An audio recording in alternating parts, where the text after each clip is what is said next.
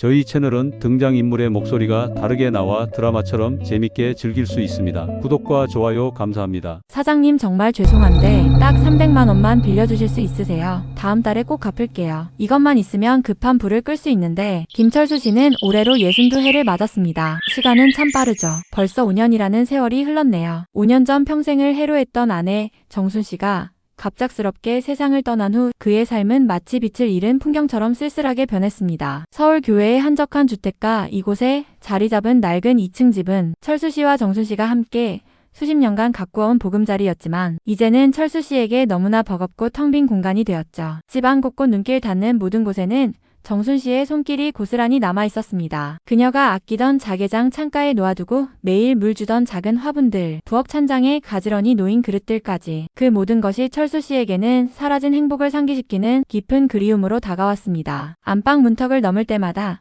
정순 씨의 목소리가 들리는 듯 했고 부엌 식탁에 홀로 앉을 때면 그녀가 끓여주던 구수한 된장찌개 냄새가 코끝을 스치는 것 같아 목이 메어왔습니다. 철수 씨는 젊은 시절 건축 현장에서 잔뼈 굵은 기술자였습니다. 새벽부터 무더운 여름에도 칼바람 부는 겨울에도 현장을 지키며 땀과 시멘트 먼지를 뒤집었었죠. 남들이 힘들다고 마다하는 일도 묵묵히 해냈습니다. 오로지 아내와 자식들 먹고 살 걱정에 학비 대주고 남들처럼 키워야 한다는 생각 하나로 버텼죠. 그렇게 억척스레 일한 덕분에 아들 현우와 딸 수진이를 번듯하게 키워 대학 졸업시키고 결혼까지 시켰으니 그 나름으로는 자부심도 있었습니다. 은퇴 후에는 정순 씨와 함께 손주들 재롱 보며 오순도순 막걸리 잔 기울일 소박하지만 간절했던 꿈에 부풀어 있었습니다. 하지만 그 꿈은 정순 씨가 갑자기 쓰러져 세상을 떠나면서 산산조각 나고 말았습니다. 아내가 떠난 후 철수 씨의 삶은 마치 배터리 다 된 로봇처럼 멈춘 듯 했습니다. 매일 아침 7시 알람 소리에 눈 뜨지만 일어날 이유를 찾지 못해 한참 뒤척이다 마루에 앉아 멍하니 창밖 감나무를 보는 게 일과의 시작이었죠. 겨울 앙상한 가지나 봄 파릇한 새잎을 볼 때마다 정순 씨 생각이 나 가슴이 먹먹해졌습니다. 아침 식사는 건너뛰거나 찬밥에 물 말아 김치 조각으로 때웠죠. 현관에 쌓이는 신문은 펼쳐만 놓을 뿐 글자가 눈에 들어오지 않았습니다. 옛날엔 세상 돌아가는 이야기에 관심 많았는데 이제 아무것도 궁금하지 않았습니다. 그저 시간만 흘러가길 바랐죠. 현우와 수진이는 모두 결혼해서 제 가정을 꾸리고 서울 시내와 경기도에 살고 있습니다. 다들 번듯하게 잘 살고 있으니 다행이죠. 물론 자주 전화하고 한 달에 한두 번 꼭 찾아와 안부를 묻습니다. 올 때마다 손주들 찬이와 예쁜이 가명 데려와 재롱 부리는 모습 보면 잠시 웃음꽃 피기도 하죠. 하지만 자식들이 아버지 이제 가볼게요 하며 떠나는 순간 그 행복은 신기루처럼 사라지고 맙니다. 자녀들은 철수 씨 쓸쓸한 모습에 안쓰러워하며 경로당이라도 나가시거나 취미생활이라도 찾아보세요 라며 걱정합니다. 철수 씨에게 취미는 낯설고 먼 단어였죠. 평생 일만 했던 그에게 젊은이들 취미는 꿈도 못 꿀 이야기였습니다. 괜히 바쁜 자식들 짐되기 싫어 속마음 숨기고 괜찮다고 말할 뿐이었죠. 오랜 친구 영호 씨와 가끔 만났습니다. 동네 허름한 막걸리집에 앉아 두부김치나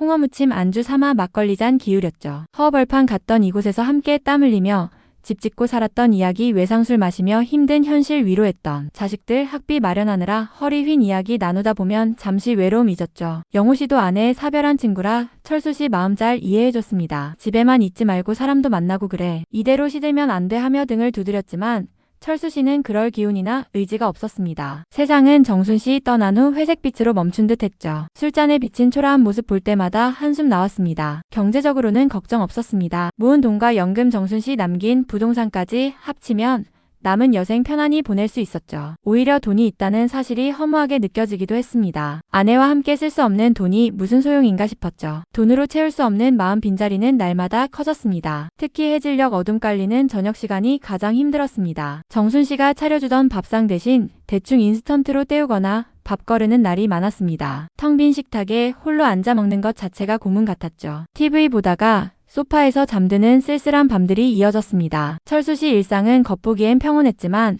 내면 깊숙한 곳엔 깊은 고독과 무기력이라는 먹구름이 드리워져 있었습니다. 마치 폭풍 전 고요함처럼 그의 쓸쓸한 일상은 위태로운 균형을 유지하고 있었습니다. 새로운 변화 바람 불어오기 전까지 말이죠. 이렇게 하루하루 가는구나. 아내가 없는 이 집 왜 이렇게 텅 빈 것 같을까? 마당 꽃들 왜 이렇게 예쁘게 피는 건지 볼 사람 없는데 자꾸 정순 씨 생각나네. 그 사람만 있었어도 이렇게 외롭진 않았을 텐데. 자식들은 제 살기 바쁘니 나야 뭐. 그래도 아버지 혼자 잘 지낸다고 해야지. 괜히 걱정만 시킬 뿐이니까. 이 지긋지긋한 고독 언제 끝날까? 차라리 몸이라도 시원하게 아프면 괜찮을까? 마음이 이렇게 콕콕 쑤시는 것보다는. 김철수 씨의 잿빛 같던 일상에 미묘한 변화의 조짐이 보이기 시작한 것은 아내가 떠난 지 5년이 훌쩍 넘은 어느 화창한 봄날이었습니다. 그의 집에서 그리 멀지 않은 곳에 예전에는 동네 사람들이 김치찌개를 즐겨 먹던 허름한 식당 자리가 있었죠. 그곳이 어느 날부터인가 깔끔하게 단장되더니 별해는 공방이라는 예쁜 간판을 달고 문을 열었습니다. 아기자기한 도자기 인형이나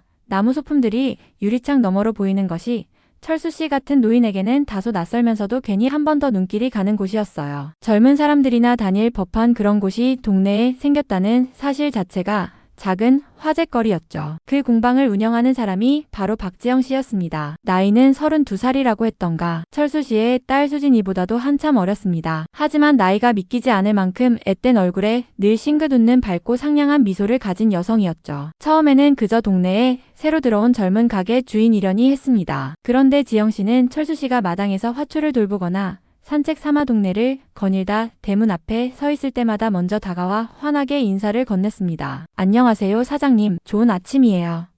사장님 오늘 날씨 정말 좋죠? 바람이 살랑살랑 부는 게 꼭 봄 같네요. 같은 살가운 인사들이었죠. 늘 무뚝뚝하고 말없이 외롭게 지내던 철수 씨에게는 그런 작은 인사조차 마른 땅에 단비처럼 따뜻하게 느껴졌습니다. 어느 날은 지영 씨가 공방 앞에서 커다란 나무 상자 몇 개를 옮기느라 쩔쩔매는 모습을 보았습니다. 혼자 힘으로는 도저히 안 되는 듯 보였죠. 철수 씨는 자신도 모르게 발걸음을 옮겨 지영 씨에게 다가갔습니다. 아가씨 혼자 힘들겠네. 내가 좀 도와줄까? 하고 말을 건넸죠. 지영 씨는 철수 씨를 보더니 눈을 동그랗게 뜨고 활짝 웃었습니다. 어머 사장님, 정말 감사해요. 이걸 어떻게 해야 하나 막막했는데 역시 사장님밖에 안 계시네요. 라며 철수 씨를 따라 상자를 함께 옮겼습니다. 묵직한 상자를 옮기면서 철수 씨는 젊은 여자의 여린 어깨와 애쓰는 모습을 보니 왠지 모르게 마음이 짠했습니다. 예전에 수진이가 어렸을 때 도와주던 생각도 났고요. 상자를 공방 안으로 옮겨놓자 지영 씨는 연신 고맙다고 인사를 했습니다. 사장님 덕분에 살았어요. 혼자서는 절대 못했을 거예요. 꼭 힘 좋으신 저희 아버지 같으세요. 다음에 공방 오시면 제가 만든 도자기 잔 드릴게요. 그 말에 철수 씨는 쑥스럽기도 하고 가슴 한구석이 따뜻해지는 기분도 들었습니다. 딸 수진이가 결혼하고 나서는 이런 살가운 말을 들을 기회가 거의 없었거든요. 그 후로 지영 씨는 철수 씨를 더 살갑게 대했습니다. 가끔 공방에서 만든 작은 도자기 인형이나 예쁜 나무 소품을 들고 와서는 사장님 이거 저희 공방 샘플인데 마당에 놓아두시면 예쁠 것 같아요 라며 건네기도 했죠. 철수 씨는 처음에는 이런 걸 뭐하러 라며 긋고 지영 씨의 순수한 호의와 애교 섞인 부탁에 결국 받게 되었습니다. 지영 씨는 철수 씨 집 앞을 지나갈 때마다 마당 화초에 대해 물어보거나 동네 소식을 전해주며 먼저 다가와 말벗이 되어주었습니다. 철수 씨도 자연스럽게 공방 앞을 서성이며 지영 씨와 이야기를 나누는 시간이 많아졌죠. 지영 씨는 늘 밝고 긍정적인 에너지로 철수 씨의 잿빛 같던 일상에 조금씩 따뜻한 색깔을 입혀주었습니다. 잊고 지냈던 설렘과 활력이 철수 씨의 마음속에서 서서히 피어나는 것을 느꼈습니다. 딸 같은 나이의 젊은 여자에게 이런 감정을 느끼는 것이 맞는 건가 싶어 스스로 놀라기도 하고 혼란스럽기도 했습니다. 이 나이에 이게 뭐 하는 짓인가 하는 자괴감도 들었죠. 하지만 그녀를 보고 있으면 왠지 모르게 가슴 한구석이 다시 살아있는 것 같은 기분이 드는 것을 막을 수 없었습니다. 수십 년 만에 느껴보는 새로운 감정이었습니다. 주변 시선이 신경 쓰이지 않는 것은 아니었습니다. 동네 사람들이 철수 씨와 지영 씨를 볼 때마다 수근거리는 것 같기도 했고 오랜 친구 영호 씨도 야, 김철수. 아무리 외롭다고 해도 그렇지. 그 젊은 아가씨랑 너무 가깝게 지내는 거 아니야. 요즘 세상이 얼마나 무서운데. 라며 걱정 어린 눈빛으로 보기도 했죠. 하지만 철수 씨는 그런 시선과 충고를 애써 외면했습니다. 지영 씨의 순수한 호의와 따뜻함에 이미 깊이 빠져든 이 관계가 자신의 쓸쓸한 일상에 예상치 못한 전환점이 되어주리라 믿었습니다. 그는 알지 못했습니다. 이 낯선 인연 뒤에 어떤 검은 그림자가 드리워져 있는지, 그리고 이 만남이 그의 평화로운 삶을 송두리째 흔들 큰 문제의 시작이 될 줄은 말이죠. 그녀의 밝은 미소 뒤에 숨겨진 진실을 아직은 전혀 눈치채지 못했습니다. 이 나이에 이게 무슨 마음이지? 예순이 넘어 젊은 아가씨한테 마음이 흔들리다니. 정순 씨한테 미안하기도 하고 자식들이 알면 뭐라고 할까? 그래도 지영 씨를 보고 있으면 왠지 모르게 기분이 좋아져. 밝고 예의 바르고 마치 막내딸 같기도 하고 혼자 지내면서 이렇게 편하게 이야기 나눌 사람이 없었는데 자꾸만 지영 씨 목소리가 듣고 싶고 얼굴이 보고 싶어지네. 이게 정말 괜찮은 걸까? 나한테 왜 이렇게 잘해주는 걸까? 조금 불안하기도 하지만 이 따뜻함이 너무 좋다. 이 외로움에서 벗어날 수만 있다면. 김철수 씨와 박지영 씨의 관계는 봄이 깊어지고 여름이 다가오면서 더욱 은밀하고 가까워졌습니다. 지영 씨는 철수 씨에게 점심이나 저녁 식사를 제안하는 횟수가 늘어났고 철수 씨는 그녀의 제안을 마다할 이유가 없었습니다. 둘은 동네 사람들의 눈을 피해 조금 떨어진 외곽의 조용한 식당이나 찻집을 찾아다니곤 했습니다. 철수 씨는 정순 씨와 함께 갔던 단골 식당 대신 젊은 사람들이 가는 분위기 좋은 카페에 앉아 지영 씨와 마주 앉아있는 자신의 모습이 어색하면서도 왠지 모르게 설레고 신기하게 느껴졌습니다. 지영 씨는 그런 철수 씨를 보며 이런 곳 처음 와보시죠? 좀 어색하세요? 그래도 가끔 이렇게 분위기 좋은 곳에서 맛있는 것도 드시고 그래야죠. 하며 환하게 웃어주었고 그 미소는 철수 씨의 어색함을 녹여주었습니다. 지영 씨는 철수 씨에게 점점 더 마음을 열고 속마음을 털어놓는 듯 보였습니다. 어린 시절 부모님을 일찍 여의고 아픈 동생 때문에 힘들게 살아왔다는 이야기, 어렵게 시작한 공방 운영이 생각보다 쉽지 않다는 이야기들을 늘어놓았죠. 특히 돈 문제로 힘들어하는 모습을 자주 내비쳤습니다. 사실 공방 월세 낼 날이 다가오는데 돈이 좀 부족해요. 아픈 동생 병원비가 갑자기 많이 나와서 어떻게 해야 할지 막막해요. 같은 이야기들이었습니다. 지영 씨는 이야기할 때마다 눈가가 촉촉해지거나 한숨을 쉬며 힘들어했고 철수 씨는 그런 지영 씨의 가녀린 모습에 마음이 약해졌습니다. 어린 나이에 얼마나 힘들까? 부모도 없이 얼마나 외로울까 하는 생각에 안쓰러운 마음이 컸습니다. 지영 씨는 철수 씨에게 아버지 같은 따뜻함을 느낀다고 말하며 의지했고 사장님 덕분에 힘든 세상을 살아갈 용기를 얻는다고 했습니다. 수십 년간 가족 부양에 힘썼지만 정순 씨가 떠난 후 그 누구에게도 진심으로 의지받거나 인정받는 느낌을 받지 못했던 철수 씨에게 지영 씨의 이런 말들은 가뭄의 단비 같았습니다. 그는 지영 씨에게서 자신이 아직 쓸모있는 사람이라는 느낌, 누군가에게 힘이 되어줄 수 있다는 만족감을 느꼈습니다. 외로움에 지쳐있던 그의 마음에 지영 씨는 마치 한 줄기 빛처럼 다가온 것입니다. 어느 날 지영 씨가 눈물을 글썽이며 사장님, 정말 죄송한데 딱 300만 원만 빌려주실 수 있으세요? 다음 달에 꼭 갚을게요. 이것만 있으면 급한 불을 끌 수 있는데 하고 부탁했습니다. 철수 씨는 순간 망설였습니다. 남에게 돈을 빌려주는 것을 꺼리는 성격이었고 더욱이 이렇게 젊은 여성에게 큰 돈을 빌려주는 것이 영 내키지 않았죠. 하지만 지영 씨의 간절한 눈빛과 사장님밖에 부탁할 사람이 없다는 말, 그리고 그녀의 어려운 사정에 대한 동정심이 철수 씨의 이성을 마비시켰습니다. 나중에 꼭 갚겠다는데 뭐 큰 돈도 아니고 하고 스스로를 설득했습니다. 결국 철수 씨는 흔쾌히 은행에 가서 300만 원을 찾아 지영 씨에게 건네주었습니다. 지영 씨는 돈을 받자마자 철수 씨의 손을 꼭 잡으며 사장님, 정말 감사해요. 평생 이 은혜 잊지 않을게요. 하며 감격한 표정을 지었습니다. 철수 씨는 그 모습을 보며 잘한 일이라고 생각했습니다. 하지만 이것은 시작에 불과했습니다. 300만 원을 빌려준 후 얼마 지나지 않아 지영 씨는 또 다른 이유로 돈을 요구했습니다. 처음에는 작은 금액이었지만 점점 액수가 커졌죠. 아픈 동생의 갑작스러운 수술비, 공방 확장 자금, 거래처 대금 문제 등 핑계도 다양했습니다. 철수 씨는 처음에는 이번이 마지막일 거야 생각하며 돈을 빌려주었지만 나중에는 지영 씨가 돈 이야기를 꺼낼 때마다 불안해하면서도 그녀를 실망시키고 싶지 않은 마음에 거절하지 못했습니다. 반찬 가게 하던 정순 씨가 남긴 예금과 자신의 연금으로 충당하던 철수 씨는 점점 빠듯해지는 생활에 당황하기 시작했습니다. 그는 지영 씨와의 관계라는 새로운 세계에 본격적으로 진입하고 있었습니다. 그 세계의 규칙은 복잡하고 위험했습니다. 감정적 의존은 점점 깊어지고 그 의존은 금전적인 대가로 이어지는 방식이었죠. 이것이 바로 철수 씨가 목표 지영 씨와의 관계 유지 및 행복 추구를 위해 내딛는 첫 번째 치명적인 걸음이었습니다. 그는 아직 이 관계의 본질이 무엇인지, 그리고 자신이 얼마나 위험한 덫에 걸려들고 있는지 전혀 알지 못했습니다. 오직 지영 씨를 돕고 있다는 순수한 마음과 그녀에게 의지받는다는 만족감만이 그를 앞으로 나아가게 했습니다. 지영 씨가 많이 힘든가 보네. 어린 나이에 혼자 얼마나 버거울까? 내가 가진 돈이 뭐 그리 중요하다고. 자식들도 다 컸는데 지영 씨 돕는 셈 치자. 그 아이가 나한테 얼마나 잘해주는데 나를 이렇게 의지하는데 모른 척할 순 없지. 그런데 자꾸 돈 이야기를 하는 건 좀 걸리긴 하네. 설마 날 속이는 건 아니겠지? 지영 씨는 그런 아이가 아닌데. 아냐 믿자. 날 믿고 의지하는 건데 내가 힘이 되어줘야지. 그런데 다음 달에는 뭘로 생활해야 하나? 통장에 돈이 얼마 안 남았는데. 박지영 씨가 김철수 씨에게 돈을 요구하는 횟수와 금액은 시간이 갈수록 점점 늘어났습니다. 처음에는 공방 운영에 필요한 급한 재료비 명목으로 300만 원을 빌려달라고 했죠. 철수 씨는 300만 원 정도야 괜찮다고 생각했습니다. 하지만 얼마 지나지 않아 이번에는 아픈 동생의 갑작스러운 수술비가 필요하다며 500만 원을 부탁했습니다. 그 다음에는 공방을 더 큰 곳으로 옮겨 사업을 확장해야 한다며 1000만 원을 요구했고 나중에는 가족의 빚을 갚아야 한다. 급하게 생활비가 필요하다는 등 다양한 이유로 돈 이야기를 꺼냈습니다. 철수 씨는 처음에는 지영 씨의 사정이 안쓰럽고 그녀를 돕고 싶다는 순수한 마음으로 돈을 빌려주었지만 자꾸만 늘어나는 돈 요구에 불안감을 느끼기 시작했습니다. 정순 씨가 남긴 예금과 자신의 국민연금 그리고 젊은 시절부터 악착같이 모아둔 돈까지 조금씩 줄어드는 것을 보니 마음이 편치 않았습니다. 통장의 잔고가 줄어드는 만큼 철수 씨의 걱정도 늘어갔죠. 하지만 지영 씨는 돈을 받을 때마다 눈물까지 글썽이며 사장님 덕분에 살았어요. 정말 은혜 평생 잊지 않을게요. 꼭 성공해서 사장님께 몇 배로 갚을 거예요 라고 말했고 철수 씨는 그런 지영 씨의 간절한 눈빛과 약속을 들을 때마다 설마 날 속이겠어. 어린 나이에 오죽 힘들면 저럴까 하고 스스로를 위로하며 돈을 건네주었습니다. 이런 철수 씨의 변화를 가장 먼저 눈치챈 것은 오랜 친구 영호 씨였습니다. 철수 씨가 예전 같지 않게 어딘가 초조해 보이고 술자리에서 자꾸 한숨을 쉬는 모습을 본 영호 씨가 조심스럽게 물었죠. 철수 씨는 처음에는 얼버무렸지만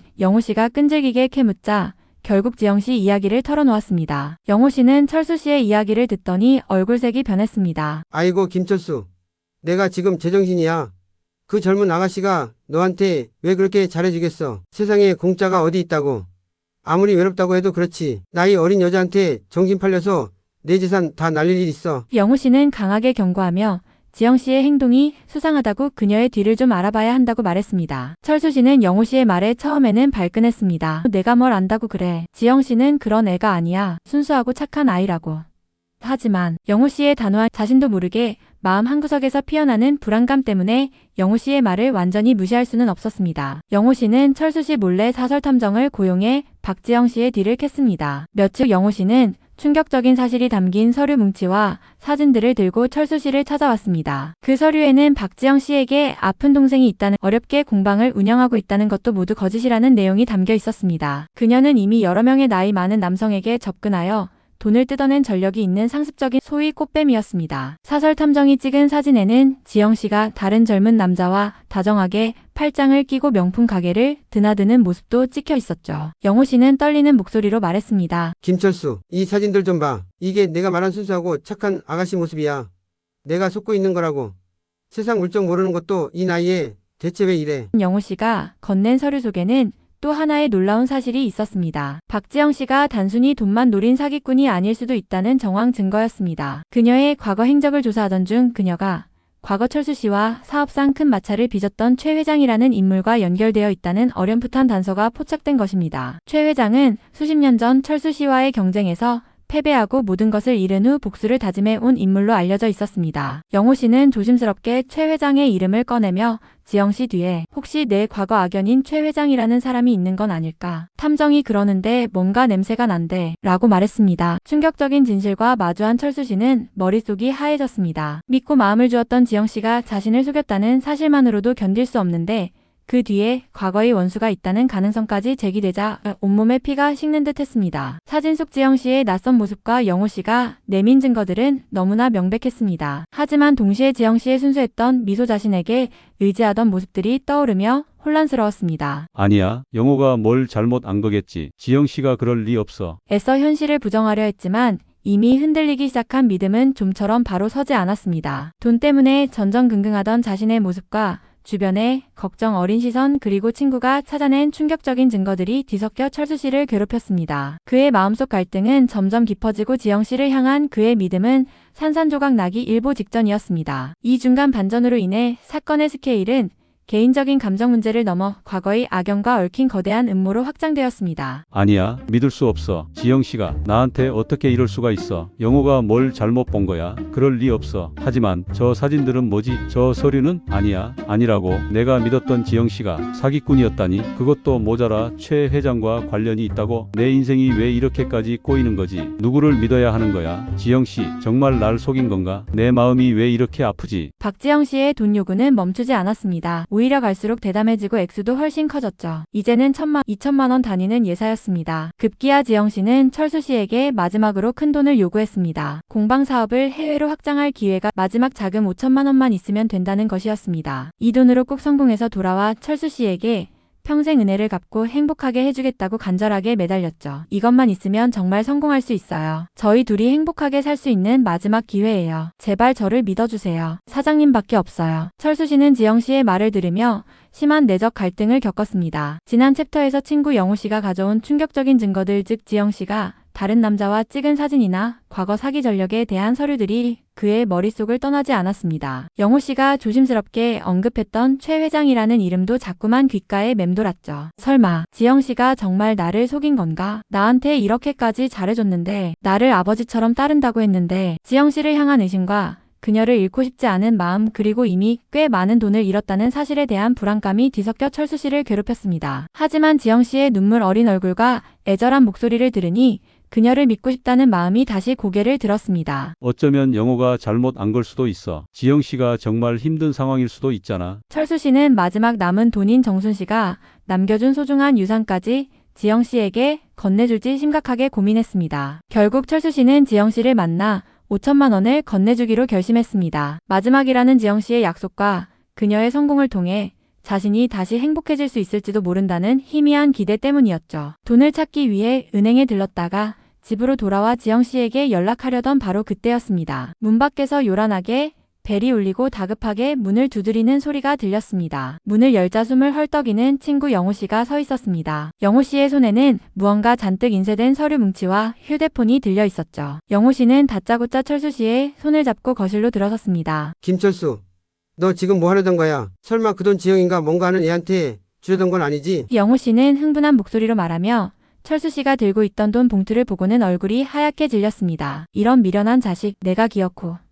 영호 씨는 사설 탐정에게서 받은 결정적인 증거들을 철수 씨 눈앞에 들이밀었습니다. 박지영 씨가 다른 젊은 남자와 다정하게 찍은 선명한 사진들, 지영 씨가 여러 명의 나이 많은 남성에게 접근해 돈을 뜯어낸 구체적인 사기 행각 기록, 그리고 오늘 밤 비행기로 해외로 도피할 예정이라는 지영 씨의 통화 녹음 파일까지. 녹음 파일 속 지영 씨는 철수 씨를 호구 늙은이라고 비웃으며 친구와 통화하고 있었습니다. 그 김철수 영감탱이 완전 넘어왔지. 시키는 대로 다 하더라고. 오늘 마지막으로 5천 땡기고 밤에 뜰 거야. 완전 쉽다니까.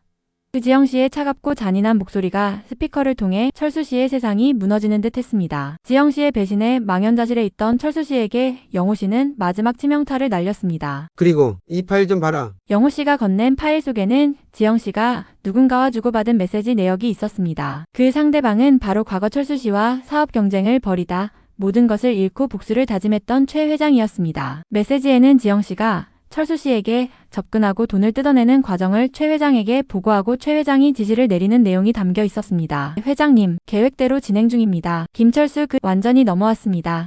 잘했어. 마지막으로 확실하게 빼내고 와. 그때 김철수 때문에 내 인생이 어떻게 됐는데 이제 그 자식 인생을 끝장낼 차례야. 이 메시지를 본 순간 철수 씨는 사랑하는 사람에게 배신당했을 뿐 아니라 수십 년 전에 악연 때문에 철저히 이용당했다는 사실을 깨달았습니다. 지영 씨의 접근은 우연이 아니었고 그녀의 모든 행동은 최 회장의 복수 계획의 일부였던 것입니다. 정순 씨가 죽은 후 겨우 얻은 마음의 위안, 그리고 새롭게 싹튼 감정의 싹이 모두 거짓이었다는 충격에 철수 씨는 그 자리에 주저앉고 말았습니다. 재산도 믿음도 마음도 모두 산산조각 나는 순간이었습니다. 그의 눈앞이 캄캄해졌습니다. 이럴 수가. 지영 씨가 나를 속였어. 그것도 그 최 회장 때문에. 내 인생이 왜 이렇게까지 처참하게 망가져야 하는 거지? 내가 뭘 그렇게 잘못했다고? 정순 씨, 내가 잘못했어. 그랬어. 내가 너무 어리석었어. 내 모든 것을 앗아가려고 했구나. 내가 믿었던 사람이 내 원수의 손에 놀아났다니 더 이상 아무것도 믿을 수가 없어. 다 끝났어. 내 인생 다 끝난 거야. 믿었던 사람에게 평생의 원수 손에 놀아났다는 충격적인 진실을 마주한 김철수 씨는 말 그대로 폐인이 되었습니다. 며칠 밤낮을 시금전폐하고 방에 틀어박혀 지냈죠. 통장의 잔고는 바닥을 드러냈고 마음은 갈기갈기 찢어진 채였습니다. 내가 왜 이렇게까지 당해야 하나? 내 인생은 왜 이렇게 불쌍한가 하는 생각에 눈물조차 나오지 않았습니다. 수십 년간 성실하게 살아온 자신의 삶이 송두리째 부정당한 기분이었습니다. 아내 정순 씨에게 미안하고 자식들에게 면목이 없어 고개를 들 수 없었습니다. 이대로 죽어버리고 싶다는 생각도 했습니다. 세상 모든 것이 의미 없어 보였죠. 그런 철수 씨 곁을 묵묵히 지킨 것은 역시 친구 영호 씨였습니다. 영호 씨는 매일 철수 씨의 집을 찾아왔습니다. 처음에는 아무 말 없이 그저 곁에 앉아있거나 대충 끓인 죽이라도 먹으라며 철수 씨를 달랬죠. 철수 씨가 아무런 반응을 보이지 않아도 영호 씨는 포기하지 않았습니다. 김철수, 이러고 있을 때가 아니야. 내가 이렇게 무너지면 누가 좋아하겠어. 내 돈 빼앗아간 그 사기꾼들이랑 최 회장이 신나서 비웃을 거라고. 이대로 당하고만 있을 거야. 영호 씨의 거친 말 속에는 철수 씨를 향한 깊은 안타까움과 다시 일으켜 세우려는 진심이 담겨 있었습니다. 영호 씨의 끈질긴 노력과 마음 한구석에서 서서히 피어나는 분노 덕분에 철수 씨는 아주 조금씩 정신을 차리기 시작했습니다. 그래, 이대로 무너질 순 없어. 내가 이렇게 비참하게 끝나면 자식들은 또 얼마나 가슴 아파할까? 늙은 아버지가 사기나 당해서 재산 다 날렸다는 소리 듣게 할 순 없지. 그리고 자신을 이 지경으로 만든 박지영 씨와 최 회장에 대한 억울함과 분노가 치밀어 올랐습니다. 그자들이 나를 이렇게 만들었어. 내 돈만 빼앗아 간 게 아니야. 내 마음을 가지고 놀았어. 내 인생을 망치려고 했어. 이대로 당하고만 있을 순 없어. 반드시 되갚아 줄 거야. 오랜만에 철수 씨가 방문을 열고 나오자 영호 씨는 안도의 한숨을 쉬었습니다. 그리고 자녀들 현우와 수진이도 뒤늦게 아버지 소식을 듣고 한달음에 달려왔습니다. 처음에는 아버지의 초라한 모습에 실망한 기색도 곧 걱정과 연민으로 변했습니다. 저희가 있잖아요. 너무 걱정 마세요. 저희가 어떻게든 도와드릴게요. 힘내세요. 비록 일이 다 벌어진 후에 찾아왔지만 자식들의 따뜻한 말 한마디가 철수 씨에게는 큰 위로가 되었습니다. 그는 자신이 혼자가 아니라는 사실을 다시 한번 깨달았습니다. 배신감을 통해 인간의 욕망과 잔인함을 처절하게 경험했지만 동시에 친구와 가족의 진정한 소중함을 깨닫는 계기가 되었습니다. 그는 더 이상 과거에 순진하고 외로운 김철수가 아니었습니다. 쓰라린 경험을 통해 내면이 단단하게 벼려진 강인한 남자가 되어가고 있었죠. 철수 씨는 영호 씨 그리고 자녀들과 함께 머리를 맞대고 앞으로 어떻게 해야 할지 상의했습니다. 빼앗긴 돈을 되찾는 것도 중요하지만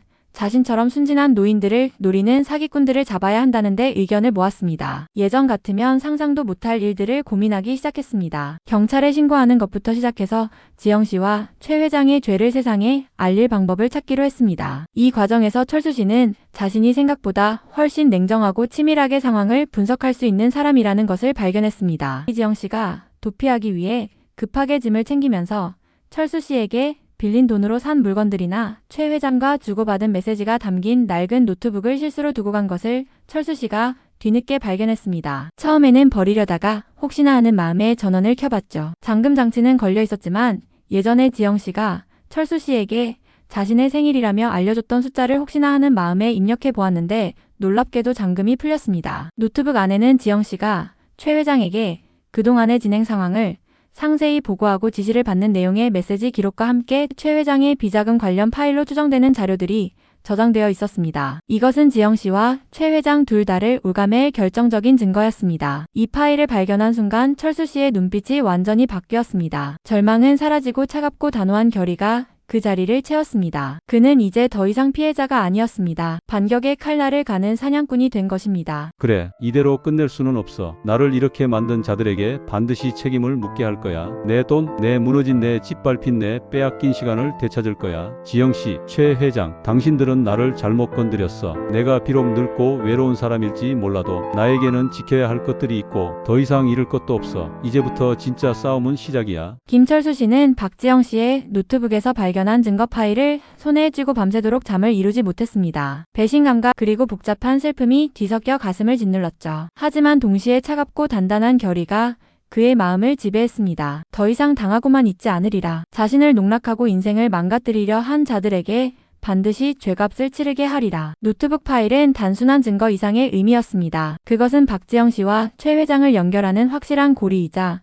철수 씨가 바닥에서 다시 일어설 수 있게 해준 희망의 불씨였습니다. 다음날 이른 아침 철수 씨는 영호 씨에게 연락했습니다. 영호 씨는 철수 씨의 목소리에서 느껴지는 이전과는 다른 단호함에 놀랐습니다. 철수 씨는 노트북에서 찾은 파일의 내용을 설명했고 영호 씨는 경악을 금치 못했습니다. 최 회장이 배우였다니. 지영이라는 그 아가씨는 최 회장이 앞잡이였군. 세상에 이런 일이. 둘은 곧바로 경찰서로 향했습니다. 철수 씨는 경찰에 그동안 박지영 씨에게 속아 돈을 뜯긴 영호 씨가 알아낸 지영 씨의 사기 전력, 노트북에서 발견한 파일의 내용을 모두 상세하게 진술했습니다. 경찰은 철수 씨가 내민 증거들과 영호 씨의 진술을 토대로 즉시 수사에 착수했습니다. 지영 씨가 오늘 밤 해외로 도피하려 한다는 사실을 확인한 경찰은 공항에 잠복 수사팀을 배치했습니다. 작전은 치밀하게 진행되었습니다. 철수 씨와 영호 씨도 경찰과 함께 공항으로 향했습니다. 긴장된 기다림 끝에 박지영 씨가 큰 여행 가방을 끌고 공항 출국장으로 들어서는 모습이 포착되었습니다. 여권과 비행기 표를 확인하며 빠르게 걸어가는 그녀의 얼굴에는 성공적으로 일을 마쳤다는 듯한 비릿한 미소가 스쳐 지나갔죠. 그 미소를 본 철수 씨의 눈빛이 흔들렸지만 이내 단호함을 되찾았습니다. 바로 그때 잠복해 있던 경찰들이 일제히 지영 씨에게 다가가 그녀를 체포했습니다. 갑작스러운 상황에 지영 씨는 당황하며 발버둥 쳤지만 곧 경찰에 의해 제압당했습니다. 경찰서로 연행된 지영 씨는 처음에는 모든 것을 부인하며 시치미를 뗐습니다. 하지만 경찰이 철수 씨가 발견한 노트북 파일, 영호 씨가 제공한 증거, 그리고 지영 씨의 사기 전력 등을 내밀자 점차 흔들리기 시작했습니다. 특히 철수 씨가 담담하지만 힘있는 목소리로 박지영 씨, 왜 저에게 그렇게 하셨습니까? 제가 당신에게 뭘 그렇게 잘못했습니까? 하고 지영 씨의 얼굴에서 가면이 벗겨지는 듯 했습니다. 최종 반전, 결국 지영 씨는 모든 것을 자백하기 시작했습니다. 떨리는 목소리로 그녀는 자신이 철수 씨에게 접근하고 돈을 뜯어낸 것은 모두 아버지인 최 회장의 지시 때문이었다고 털어놓았습니다. 저도 어쩔 수 없었어요. 아버지가 시키는 대로 한 것뿐이에요. 지영 씨의 입에서 나온 아버지라는 단어에 철수 씨와 영호 씨는 옆에서 듣고 있던 경찰들까지 놀랐습니다. 최 회장이 지영 씨의 친아버지였다니. 지영 씨는 최 회장이 과거 철수 씨와의 사업 경쟁에서 모든 것을 잃고 평생 복수만을 다짐해 왔으며 철수 씨의 가장 큰 약점인 외로움을 이용해 그를 파멸시키려고 자신을 이용했다는 사실을 밝혔습니다. 최 회장은 철수 씨가 아내를 잃고 외롭게 지낸다는 정보를 입수한 후 딸인 지영 씨에게 접근하여 돈을 뜯어내고 결국에는 그의 모든 것을 빼앗으라고 지시했던 것입니다. 지영 씨는 아버지의 복수심과 자신의 욕망돈이 뒤섞여 철수 씨를 이용했지만 마지막 순간 철수 씨의 인간적인 모습, 비록 분노했지만 무너진 자신을 일으켜 세우는 강인함과 경찰의 압박에 양심의 가책을 느꼈다고 말했습니다. 지영 씨의 자백과 증거를 토대로 최 회장 역시 곧 체포되었습니다. 최후의 대결은 법정에서 이루어졌습니다. 철수 씨는 증인으로 나서서 자신의 경험을 담담하지만 뚜렷한 목소리로 증언했습니다. 젊은 여성에게 속아 돈을 잃고 마음까지 크게 다쳤던 자신의 이야기, 그리고 그 배후에 최 회장의 잔인한 복수극이 있었다는 사실을 밝혔죠. 법정에 선 최 회장은 끝까지 자신의 죄를 인정하지 않았지만 지영 씨의 자백과 명백한 증거들 앞에서 더 이상 버틸 수 없었습니다. 지영 씨는 눈물을 흘리며 아버지와 함께 죄를 인정했습니다. 이 과정에서 철수 씨는 단순히 돈을 되찾고 복수하는 것을 넘어 자신을 이용한 그들에게 대한 복잡한 감정, 그리고 인간 본연의 욕망과 배신의 민낯을 마주해야 했습니다. 아픔 속에서도 스스로를 용서하고 과거의 상처와 화해하는 과정을 겪어야만 했습니다. 최 회장과 지영 씨는 죄에 합당한 법의 심판을 기다리게 되었습니다. 철수 씨의 싸움은 끝났지만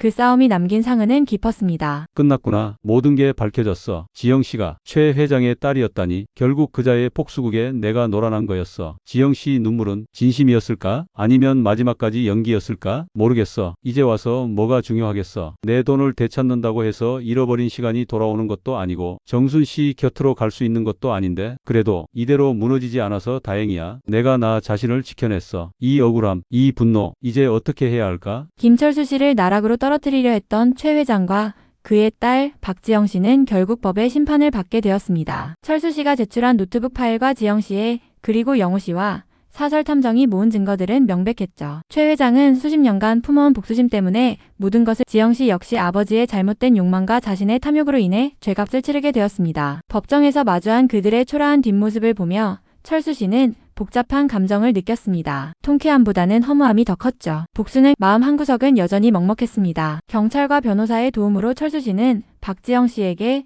빼앗겼던 재산의 일부를 되찾을 수 있었습니다. 하지만 모든 것을 회복하지는 못했습니다. 일부 돈은 이미 지영 씨가 탕진했거나 은닉하여 되찾기 그 과정에서 생긴 정신적 손실은 돈으로 환산할 수 없는 것이었습니다. 하지만 철수 씨는 돈보다 훨씬 소중한 것을 얻었습니다. 바로 스스로의 힘으로 이 끔찍한 시련을 이겨냈다는 자신에게 진심으로 힘이 되어준 친구와 가족의 소중함이었죠. 모든 사건이 마무리된 철수 씨는 다시 일상으로 돌아왔습니다. 하지만 이전과는 확연히 달라져 있었습니다. 더 이상 외로움에만 파묻혀 지내지 않았습니다. 아내 정순 씨에 대한 그리움은 그 그리움이 자신을 올가매는 슬픔으로 변질되도록 내버려 두지 않았죠. 그는 지영 씨와의 관계를 통해 인간의 욕망이 얼마나 무서운지 그리고 겉모습에 속아 넘어가는 것이 얼마나 위험한지 뼈저리게 느꼈습니다. 어떤 어려움 속에서도 자신을 믿고 지지해주는 사람들이 있다는 것이 얼마나 큰 힘이 되는지도 깨달았습니다. 오랜 친구 영호 씨는 사건 해결에 결정적인 도움을 주었을 뿐만 아니라 철수 씨가 다시 일어설 수 있도록 옆에서 묵묵히 힘이 되어 주었습니다. 영호 씨 덕분에 철수 씨는 다시 동네 막걸리집에 나가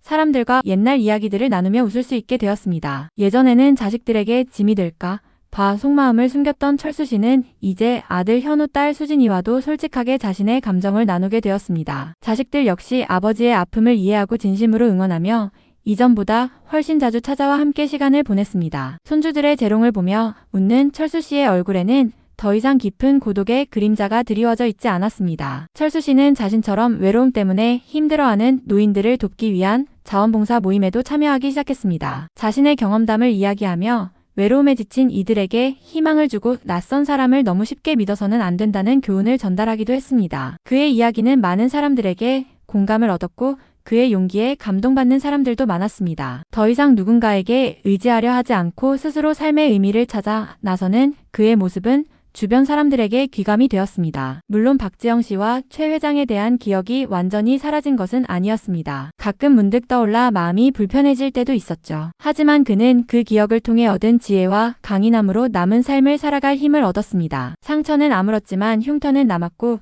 그 흉터는 철수 씨가 얼마나 큰 폭풍을 이겨냈는지를 보여주는 훈장 같았습니다. 몇 년 후의 모습이 비춰집니다. 여전히 2층 집에 살고 있는 철수 씨는 아내가 남긴 화단을 예전보다 훨씬 정성 들여 가꾸고 있습니다. 마당 평상에는 친구 영호 씨와 함께 앉아 시원한 막걸리 잔을 기울이며 환하게 웃고 있습니다. 자녀들과 손주들이 수시로 찾아와 집안은 늘 북적입니다. 그의 얼굴에는 시련을 이겨낸 사람만이 가질 수 있는 깊이와 평온함이 깃들어 있습니다. 마지막 장면에서는 공원 벤치에 앉아 있는 철수 씨가 보입니다. 옆 벤치에 홀로 앉아 쓸쓸해 보이는 한 노인에게 철수 씨가 다가가 따뜻한 미소를 지으며 말을 건넵니다. 날씨 참 좋죠? 혼자 계시면 외로우실 텐데 잠시 이야기라도 나누실까요?